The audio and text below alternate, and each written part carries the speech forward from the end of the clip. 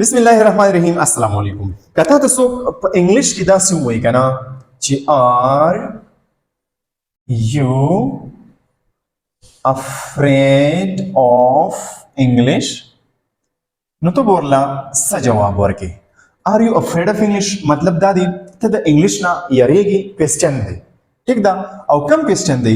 یس نو والا کوېسچن دی. خو ګوره آر را مخکې شوی دی او کم چې یو سبجیکټ دی هغه وروسته شوی دی دا د یس نو والا کوېسچن هغه فارمیټ دی. نو چې د دې جواب تو ورکې کنه نو په یس او په نو کې ورکولی شي. ٹھیک دا نو اوس که فرض کته دا انګلیش بو ښکاري بو کنه او بلا درته ښکاري نو تو کدا سی وې جو بالکل صحیح دی. ګوره یس are you afraid of English؟ یس ځکه یس نو کوېسچن دی په یس کې جواب وشو. خو که فرض کته د دې سره داسې ولیکې کنه کامو کې یس I am نو دا بیا نورم صحیح شو. ګوره are you afraid of English ته د انګلیش نه یریږي یس او I am زه یریږم. ٹھیک دا خو که فرض کته ته نورم کمپلیټ جواب ورکې کنه نو ګوره دې نه فول سټاپ درکا yes I am afraid of English. څنګه چې دلته په کوېسچن کې دی اقاولی کا I am afraid of English نو دا بالکل کمپلیټ جواب شو. ها ٹھیک دا اوس که فرض کته زما ویډیوګانې کتلې او انګلیش درته اساني نو کې دې شي چې ته بیا داسې جواب ورکې لکه دې جواب نو هم کې دې شي کنه ګوره نو. ٹھیک دا دیم جواب شو زه نه یریږم. او که داسې پوره جواب ورکول غواړئ نو بیا به داسې راځي ګورئ نو I am not afraid of English. No I am not afraid of English. نه زه د انګلیش نه نه یریږم. نو ګوره د دې دا دوه جوابونه کیدی شي. اوس که تاسو سوچ وکړئ کنه تاسو ته مو وي دا څه دي دا یو کوېسچن دی. ښه دا څه دي دا یو کوېسچن دی او کم کوېسچن دی یس او نو والا کوېسچن دی. نو یس نو والا کوېسچن هغه وي چې د هغې جواب په یس کې هم کیدی شي څنګه چې دلته شوی دی او په نو کې هم کیدی شي څنګه چې دلته کې شوی دی. خو اوس تاسو نور هم سوچ وکړئ د دې کوېسچن د جوړولو طریقه تاسو ته ما ښوولې وه په مخکینو کلاسونو کې ښوولې وه چې سبق کې اضمار به رامخکې کې سبجیکټ وروسته کې او د دې د یس والا جواب ته که سوچ وکړئ کنه I am afraid of English نو دا یو پازیټیو سنټینس دی. پازیټیو د دې د لیکلو هغه سټرکچر هم تاسو ته ما ښوولی خو دا لاندینی چې کوم دی کنه ګورئ نو I am not afraid of English په دې کې دا ناټ راغلی دی ناټ نو د دې په وجه باندې دا جمله چې کوم ده دا نیګیټیو شوې ده. نیګیټیو منفي والا جمله چې لکه نه پکې راشي نه زه د انګلیش نه نه یریږم نو دې ته ویل کېږي نیګیټیو سنټینس. نو د سپوکن انګلیش سیریز په دې نهم کلاس کې په دې قسمه جملو باندې خبره کوو چې د دې سټرکچر څنګه دی دا به څنګه وایو څنګه به لیکو او په خپل روزمره زندگی کې به دا څنګه استعمالو او څنګه استعمالیږي په دې پوهه کوم. ها نیګیټیو جمله چې نه پکې راغلي. ٹھیک شو لکه مثال ګورئ زه استاد یم پازیټیو جمله ده زه استاد نه یم نو چې نه پکې راغی نیګیټیو سنټنس شو. هغه مصروفه دی پازیټیو هغه مصروفه نه دی چې دا نه پکې راغی نیګیټیو جمله شو. نو د دې سټرکچر څنګه دی هغه درته اوس لیکم. ګوره د دې سټرکچر داسې دی کنه چې د ټول نه اول براشي د ټول نه اول براشي سبجیکټ. ها را بشي سبجیکټ او د هغې نه پس براشي د بی یو فارم د بی یو فارم براشي. خو تاسو ته ما ویلي دي چې کله هم د بی دا فارم تاسو واورئ د دې به مطلب دی کنه چې یا به اس وي یا به ام وي یا به آر وي او دا درې واړه د پریزنټ ټایم دپاره استعمالیږي. ټیک شو د دې نه پس د دې نه علاوه واز هم کیدی شي او ور هم کیدی شي. ټیک دا د دې مختلف فارمز دي نور هم دي یو څو خو پریزنټلی تاسو په دې باندې مطلب فوکس وکړئ.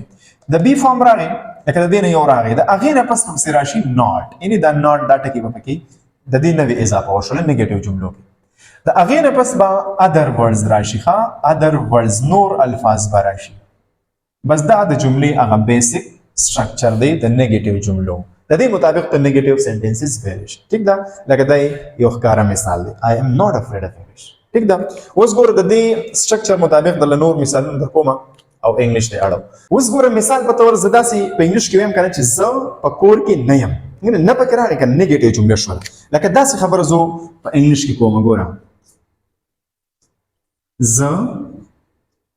په کور کې نه یم زه په کور کې نه یم نیګیټیو جمله ده. نو ګوره د دې په انګلیش کې د لیکلو طریقه دا چې اول براشي سبجیکټ ځکه دا آی د مطلب د زو لپاره آی راځي او په آی پسې ام راځي. ټیک شو دا وګوره از ام ار نه به یو راغلی نو د آی مطابق ام راځي آی ام او بیا به څه راشي ناٹ په پسې راشي ګوره ناٹ او د هغې نه پس په کور کې نو ایټ هوم زه په کور کې نه یم نو دا واوړې ده انګلیش ته اوس که دا پازیټیو وي جو ناٹ په پکې نه آی ام ایټ هوم زه په کور کې یم خو چې وایي زه په کور کې نه یم جو آی ام ناٹ ایټ هوم ٹھیک شو اوس یو بله خبره که فرض کړه لکه دا داسې وي زه په کور کې نه وم د تېر شوي ټایم خبره وه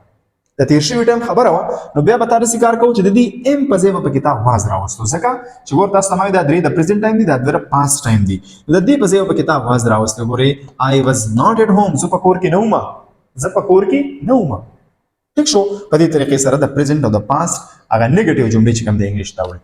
اوس یو څو مثالونه نور لیکم څه به زه انګلیش ته واړم او څه به بیا ستاسو هوم ورک وي ګورئ ښه دا ټول چې کوم دي نیګیټیو سنټنسز دي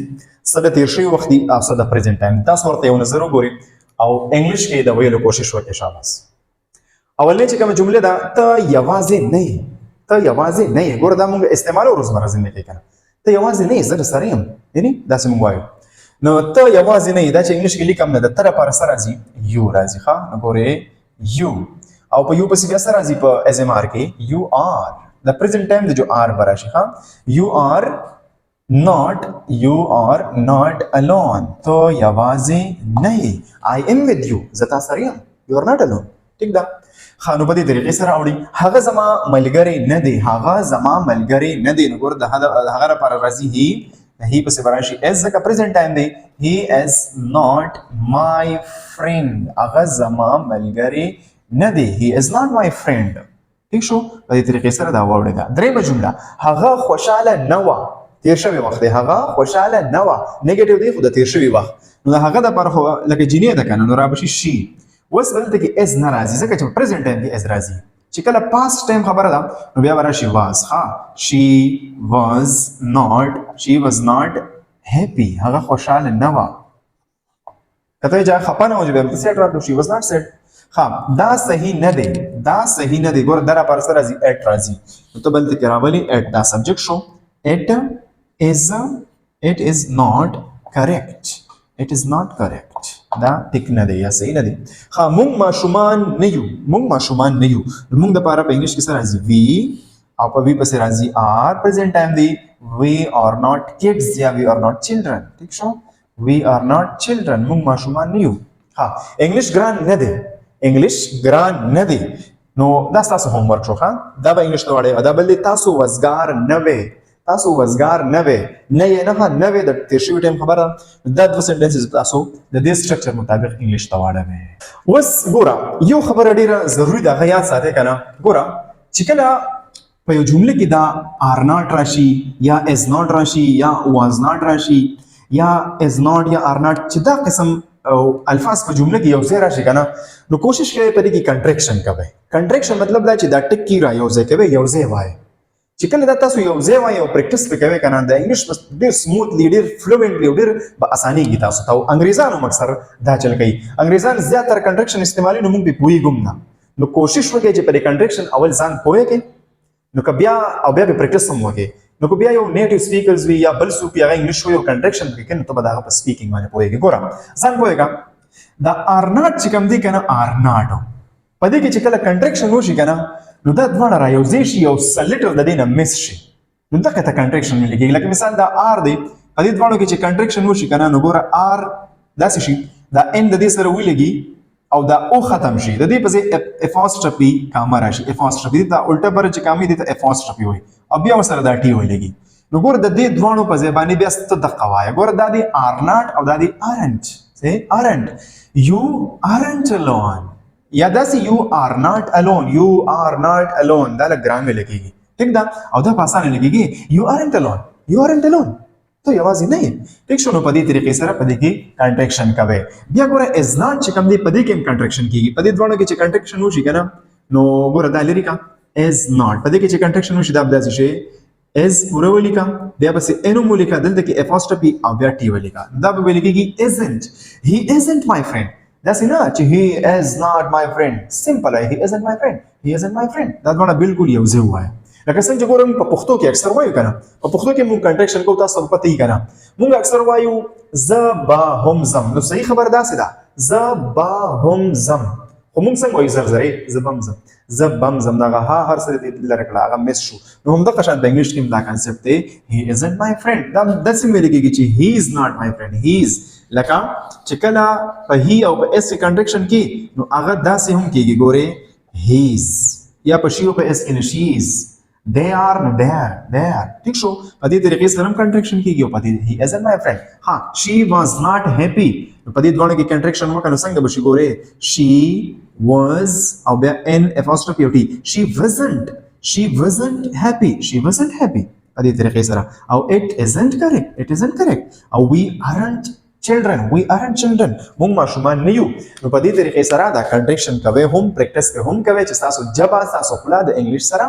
فیملیئر کیږي عادتيږي وسره نو انګلیش په تاسو بیا بالکل یو نیچرل ښکاری او تاسو جبا به تختی نه نو اول په دې باندې پریکټس وکړئ چې کوم فل فارم دی یو ار ناٹ الون بیا وسره په دې باندې پریکټس یو ارنت الون هی ازنت مای فرند ٹھیک شو she wasn't happy